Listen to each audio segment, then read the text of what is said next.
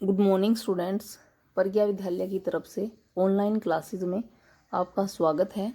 आज हम 9th class में सामाजिक विज्ञान में भारत एवं समकालीन विश्व फर्स्ट इसका लेसन सेकंड है वो करेंगे। लेसन सेकंड है यूरोप में समाजवाद और रूसी क्रांति। लेक्चर नंबर है वो हमारा रहेगा 25। पिछले लेक्चर में भी हमने इसी लेसन को डिस्कस किया था कि यूरोप में समाजवाद और रूसी क्रांति। पिछले लेक्चर में हमने डिस्कस किया था कि 3 प्रकार की विचारधाराएं थी, उदारवादी, रेडिकल और रूढ़िवादी। इनमें से कई विचार जो उदारवादी हैं वो समाज में परिवर्तन लाना चाहते थे, रेडिकल हैं वो भी समाज में परिवर्तन लाना चाहते थे, लेकिन रूढ़िवादी हैं वो समाज में परिवर्तन तो चाहते थे लेकिन उसकी प्रक्रिया क्या चाहते थे, धीरे धीरे। इनकी तीनों ही विचारधाराएं थी वो अलग अलग थी, जो कुछ समाज के बदलाव के पक्ष में थे, कुछ नहीं थे। आज हम करेंगे औद्योगिक समाज और सामाजिक परिवर्तन। कि यूरोप में औद्योगिक समाज का अर्थ है उद्योगों की स्थापना। उद्योगों की स्थापना होने से जो समाज है उसमें क्या परिवर्तन आया। समय धीरे धीरे उद्योग लगने शुरू हो गए। अधिक उद्योग लगने से समाज का रुझान है वो कैसे बदला, क्या क्या जो समाज है उसमें बदलाव हुए। ये राजनीतिक रुझान एक नए युग का द्योतक थे। नए युग यानी कि एक नए समय का द्योतक यानी कि नए समय को दर्शाते थे। यह दौर गहन सामाजिक एवं आर्थिक बदलावों का था। यानी कि जब उद्योग लगे, औद्योगिक समाज की स्थापना हुई, औद्योगिकरण हुआ, उस समय बहुत अधिक सामाजिक एवं आर्थिक बदलाव हुए थे। यह ऐसा समय था जब नए शहर बस रहे थे, क्योंकि नए नए जो शहर है औद्योगिकरण हो रहा था तो उसके साथ शहरीकरण या नगरीकरण भी हो रहा था। यानी कि नए नए शहर है वो बस रहे थे, नए नए औद्योगिक क्षेत्र विकसित हो रहे थे। जिन क्षेत्रों में उद्योग लगाए जा रहे थे वहां पे जनसंख्या है वो बढ़ती जा रही थी, जिसके साथ साथ नगरीकरण है वो भी हो रहा था। रेलवे का काफी विस्तार हो चुका था और औद्योगिक क्रांति है वो संपन्न हो चुकी थी। औद्योगिक क्रांति यानी कि बहुत अधिक क्षेत्रों में जो उद्योग है वो लग चुके थे, शहरीकरण हो चुका था। औद्योगिकरण और नगरीकरण दोनों की जो प्रक्रिया है वो साथ साथ चल रही थी। रेलवे का जो विस्तार है वो भी हो चुका था। फिर औद्योगिकरण ने औरतों, आदमियों और बच्चों सबको कारखानों में ला दिया। यानी कि औद्योगिकरण का समाज पे क्या क्या प्रभाव पड़ा, यहाँ पे हम ये देखेंगे कि औद्योगिकरण होने से समाज पे क्या प्रभाव पड़ा, क्या परिवर्तन आया। कि औद्योगिकरण, उद्योग लगने से औरतों, आदमी और बच्चों सबको कारखानों में ला दिया। कि औरतों ने, पुरुषों ने, बच्चों ने सबको काम करने के लिए किस में आ गए, कारखानों में आ गए। उद्योग लग गए तो काम के घंटे यानी पाली बहुत लंबी होती थी। पाली हम किसको कहेंगे कि जितने घंटे काम किया जाता है, जैसे 8 घंटे 7 घंटे जो भी जो टाइम पीरियड होगा, 8 घंटे 7 घंटे 10 घंटे जितने का भी, उसे हम क्या कहेंगे, पाली। कि काम के घंटे यानी पाली बहुत लंबी होती थी और मजदूरी है वो बहुत ही कम होती थी। इनकी काम तो ज्यादा समय तक लिया जाता था और मजदूरी है वो कम होती थी। बेरोजगारी आम समस्या थी। औद्योगिक वस्तुओं की मांग में गिरावट आ जाने पर तो बेरोजगारी और बढ़ जाती थी। अगर जो उद्योगों ने जो वस्तुएं तैयार की हैं, अगर उनकी मांग में कमी हो गई, अगर वो नहीं बिकती हैं, उनकी मांग में कमी आ जाती है तो बेरोजगारी और भी ज्यादा बढ़ जाती थी। शहर तेजी से बसते और फैलते जा रहे थे। इनकी तेजी से शहरीकरण, नगरीकरण है वो होता जा रहा था। इसलिए आवास और साफ सफाई का काम भी मुश्किल होता जा रहा था, क्योंकि जनसंख्या बढ़ेगी, ज्यादा नगरीकरण होगा, ज्यादा शहरीकरण होगा, तो साफ सफाई का काम है वो उतनी तेज गति से नहीं हो पाएगा। तो इसलिए आवास और साफ सफाई के काम है उसमें भी मुश्किल है वो पैदा हो रही थी। उदारवादी और रेडिकल दोनों ही इन समस्याओं का हल खोजने की कोशिश है वो कर रहे थे। जो उदारवादी विचारधारा के लोग थे वो और रेडिकल विचारधारा के लोग थे वो दोनों ही इन समस्याओं का हल खोजने की कोशिश कर रहे थे। किन समस्याओं का, कि भी औद्योगिकरण फैलने से जो साफ सफाई है उसका काम है वो नहीं हो रहा है, शहर है वो तेजी से फैलते जा रहे हैं, नगरीकरण भी बढ़ रहा है जिससे प्रदूषण है वो भी बढ़ रहा है। इस तरह की जो समस्याएं थी उनका हल खोजने की कोशिश कर रहे थे। लगभग सभी उद्योग व्यक्तिगत स्वामित्व में थे। यानी कि जितने भी उद्योग लगे थे, जितने भी फैक्ट्रियां लगी थी वो किसमें थी, व्यक्तिगत स्वामित्व में।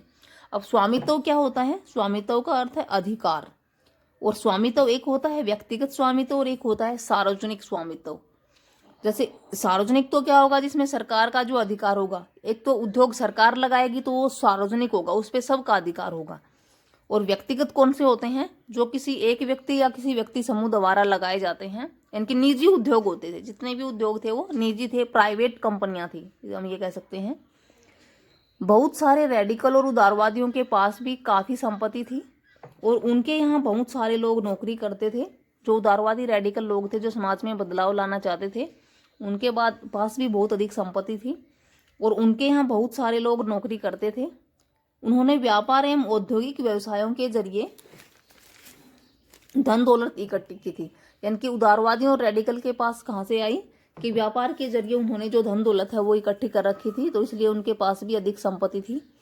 इसलिए वह चाहते थे कि इस तरह के प्रयासों को ज़्यादा से ज़्यादा बढ़ावा दिया जाए।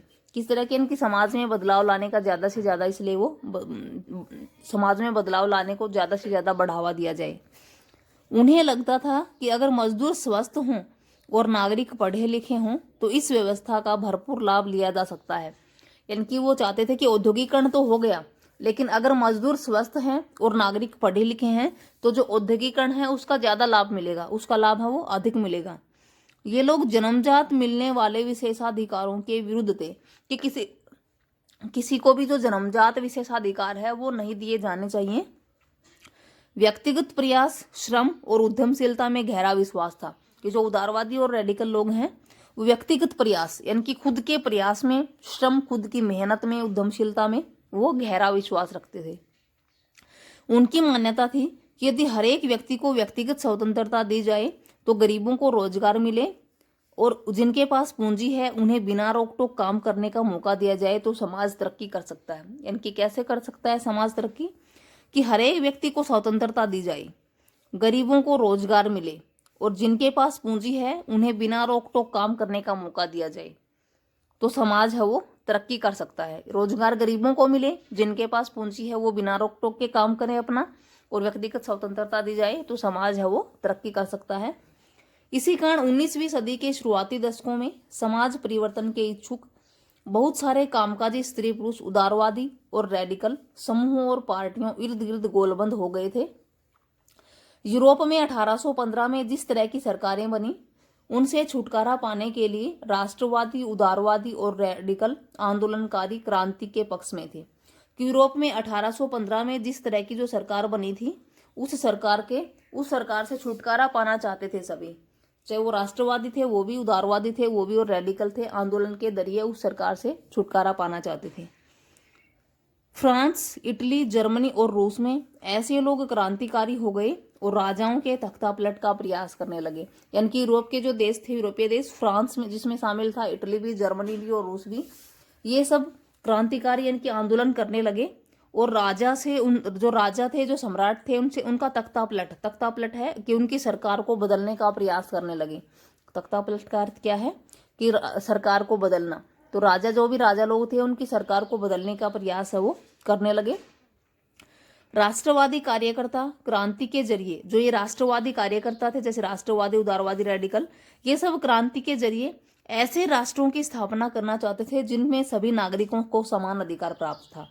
यानी कि फ्रांस, इटली, जर्मनी, रूस, जो ये सारे लोग थे वो राजाओं का तख्ता पलट का प्रयास करते थे। क्यों? क्योंकि इनको समान अधिकार प्राप्त नहीं था। और ये क्रांति के जरिए कैसे राष्ट्रों की स्थापना चाहते थे? ये क्रांति के जरिए ऐसे राष्ट्रों की स्थापना चाहते थे जिनमें सभी नागरिकों को समान अधिकार प्राप्त हो, किसी के साथ ही कोई भेदभाव है वो ना हो। अब यहाँ पे हमारा क्वेश्चन क्या रहेगा कि राष्ट्रवादी कार्यकर्ता क्रांति के जरिए किस प्रकार के राष्ट्रों की स्थापना करना चाहते थे? तो किस प्रकार के राष्ट्रों की स्थापना करना चाहते थे? राष्ट्रवादी कार्यकर्ता क्रांति के जरिए ऐसे राष्ट्रों की स्थापना करना चाहते थे जिनमें सभी नागरिकों को समान अधिकार प्राप्त हो। फिर 1815 के बाद इटली के राष्ट्रवादी गिसेप्पे मेज़िनी कहाँ से थे? इटली से। राष्ट्रवादी गिसेप्पे मेज़िनी ने यही लक्ष्य प्राप्त करने के लिए, कौन सा लक्ष्य है कि समान अधिकार प्राप्त हो, समान अधिकार का लक्ष्य प्राप्त करने के लिए अपने समर्थकों के साथ मिलकर राजा के खिलाफ साजिश रची थी। जो गिसेप्पे मेज़िनी था इटली का, उसने नागरिकों के लिए समान अधिकार प्राप्त करने के लिए जो भी समर्थक थे उनके साथ मिलकर राजा के खिलाफ साजिश रची थी। भारत सहित दुनिया भर के राष्ट्रवादी उसकी रचनाओं को पढ़ते थे।